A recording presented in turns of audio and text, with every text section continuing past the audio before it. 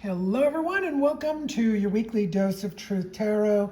Before you go on, this is only for high sensitive people today. And we're going to look at some of the stuff that goes on for high sensitives in this extremely transitional time in the history of the planet, including all of the online activity that goes on, all of the EMFs, everything that is affecting especially the high sensitive. And we receive a lot of information through the gut. And a lot of people are experiencing, bloating and, belly hardness, difficulty. I think and feel that this has to do with everything that is going on in the world. So maybe we should ask a question about that for us high sensitives, because the high sensitives are going to have, a lot more difficulty in the gut. So I want to confirm that. So our high sensitives is going to have more difficulty in the gut. And there we go. That's a full-on 10 of Pentacles. You can't go really any higher than that as a confirmation for the gut. So I really want to know what to do about that. So maybe we'll leave this card out. What do we do about that? What do we do about those high sensitives, us that experience this gut? So this card is the 10 of Wands. Wow, we got another 10 today. Fascinating. So this is the maximum of oppression. So this would be, I would say, finding ways to reduce any type of oppressiveness. So that means reduce your online activity, reduce exposure to unnatural things, and get yourself out into nature as much as you possibly can. Yeah, I think that would make the best sense for the gut. Let me just confirm that that was a correct read. And that says, yes, the message is correct. So there we go. I like to check on myself sometimes. I really felt that my gut was being drawn to, if I look here, being drawn to the bark of this tree, and that bark just really, showing and kind of seeing a physical body in there, just a body that needs to be integrated.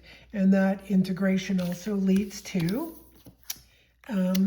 Six of Pentacles, that wisdom. So the gut would be becoming wiser and wiser, being able to do all the gut things that it needs to do, like the intellect in the gut, discernment in the gut, separating pure from impure, digesting, bringing nutrients into the body, expelling those things that are not working. So this is a real wisdom. And also when we go into the gut brain to lead our lives, to do the things we need to do, to really, really think properly. This is the gut-brain axis that we talk about a lot, or people are talking about a lot, where, when we talk about our head, we talk about going into our heads and thinking. But the gut-brain really brings the answers very often that we need, that clears through the dross. And the head, when it's not working so well, and the gut, when it's not working so well, we just get a bunch of thinking, analyzing, excusing, justifying, blaming, just a bunch of detritus. So we want to get the dross out, and this really looks like those gold coins are clearing the dross. Let's confirm or deny that. Confirm or deny. We got 5 of Cups telling us that there is a lot of that disruption in the gut that comes from emotional content. So this is part that I left out here, is that the emotional content would also need to be looked at, integrated, and felt. So, and also because we're specifically viewing the high sensitive person, those emotions are going to be really hard to deal with when it comes to others.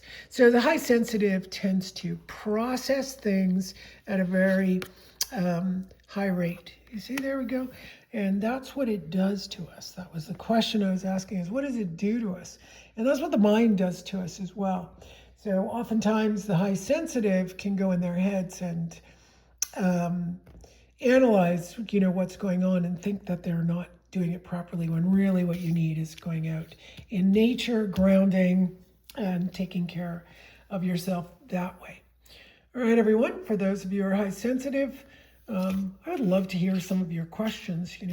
I always find it very difficult on the gut brain to be high sensitive because I'm experiencing all the different things in the world. There are many times I want to go outside, but when I know there are a lot of people, I know it's going to drain my energy. So I always try to find times that work for me where there are less people.